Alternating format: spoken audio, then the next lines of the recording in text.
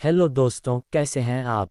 तो चलिए आपकी कुशलता की कामना करते हुए और बिना टाइम वेस्ट करे शुरू करते हैं आज की कहानी। मुंबई के चर्चगेट रेलवे स्टेशन पर शाम का वक्त था।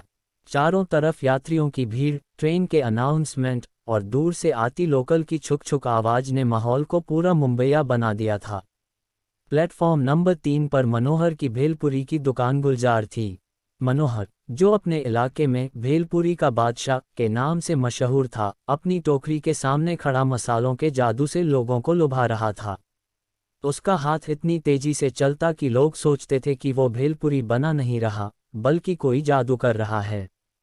हर दिन की तरह उसकी दुकान पर लाइन लगी थी, लेकिन आज की लाइन कुछ खास होने वाली थी।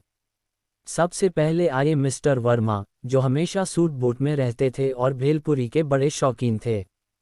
उन्होंने ऑर्डर दिया, मनोहर, एक भेलपुरी बनाना। लेकिन याद रखना, इसमें टमाटर बिल्कुल मत डालना। मुझे टमाटर से एलर्जी है। मनोहर ने सिर हिलाया और जल्दी से टमाटर के बिना भेलपुरी बनानी शुरू की। तभी प्लेटफॉर्म पर खड़ी एक महिला, जो शायद ट्रेन के इंतजार में ऊब चुकी थी, दुकान की ओर बढ़ी। उसने हाथ में अपने हैंडबैग को झटकते हुए कहा, भैया, एक भेलपुरी मेरे लिए भी, लेकिन मिर्ची ज़्यादा होनी चाहिए। मनोहर ने एक बार फिर सिर हिलाया। वो दोनों ऑर्डर संभाल ही रहा था कि एक 10 साल का बच्चा वहां आ धमका। उसके हाथ में क्रिकेट का बैट था और चेहरा पसीने से भरा हुआ। उसने कहा, अंकल, मेरी भेलपुरी में पापड़ी ज़्यादा डालना और मिर्ची बिल्कुल मत डालना। मम्मी ने मना किया है। मनोहर अब तक संयमित था, लेकिन जैसे ही चौथा ग्राहक आया, उसकी दिमागी कसरत शुरू हो गई। यह चौथा व्यक्ति, जो एक कवि जैसा दिख रहा था, उसने बड़ी गंभीरता से कहा, भाई, मेरी भेलपुरी में खट्टा मीठा ऐसा होना चाहिए जैसे कविता में रस। अब तो आसपास खड़े लोग हंसने लगे। कोई बोला, मनोहर, ये तो भेलपुरी का साहित्यिक संस्करण हो गया। मनोहर ने बमुश्किल मुस्कान रोकी और भेलपुरी बनाना जारी रखा। तभी एक लड़का भागता हुआ आया और सीधा मनोहर की दुकान से टकरा गया। टोकरी थोड़ा हिली, लेकिन संभल गई।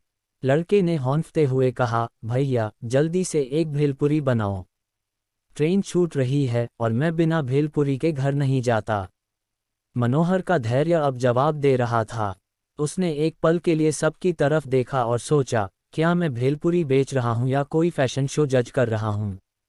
लेकिन उसने सबका ऑर्डर पूरा करने की कसम खाई थी। वह भेलपुरी बनाने में लगा था कि तभी एक जोरदार हवा का झोंका आया।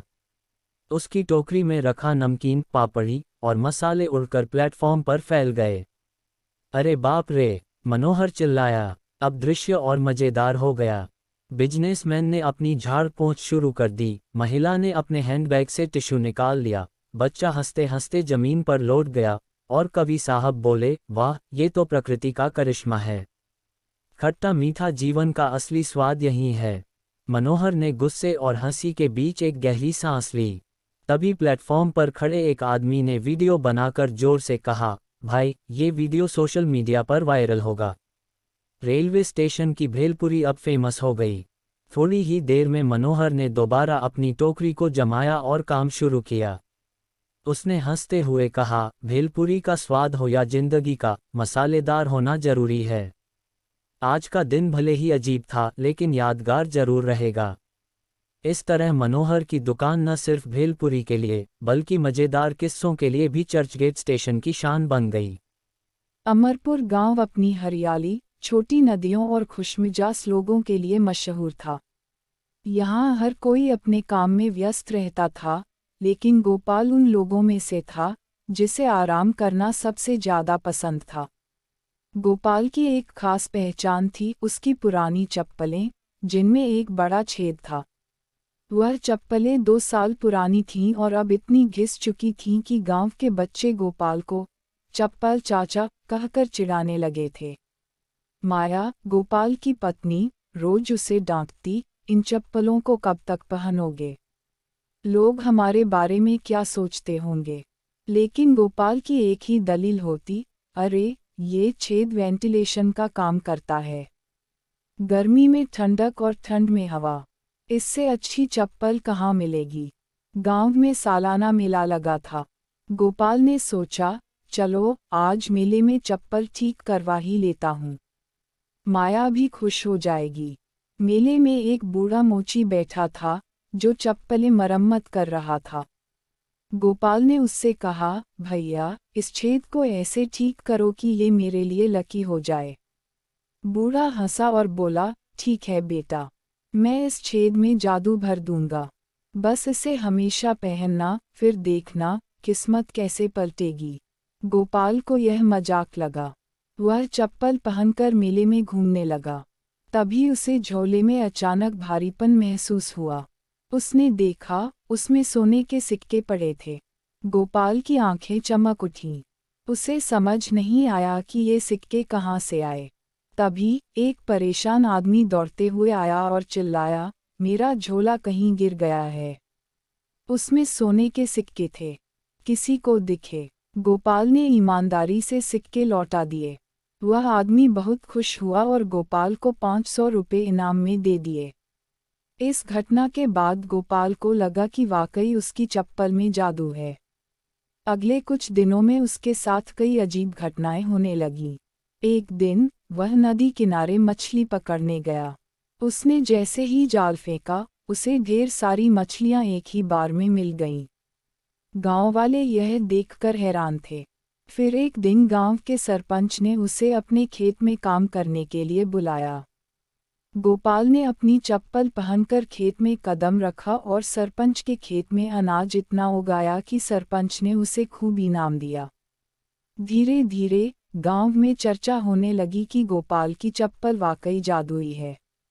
अब गोपाल को एक और आइडिया आया। उसने सोचा, क्यों न इस चप्पल को बेच दिया जाए। गांव वालों से मोटी रकम मिल जाएगी।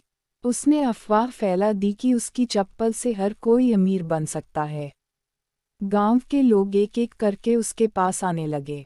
रामू काका बोले, गोपाल मुझे ये चप्पल दे दो, मैं तुम्हें 1000 रुपये दूंगा। शांति चाची ने कहा, मैं दूंगी 2000 रुपये, मुझे मेरी दुकान चलानी है।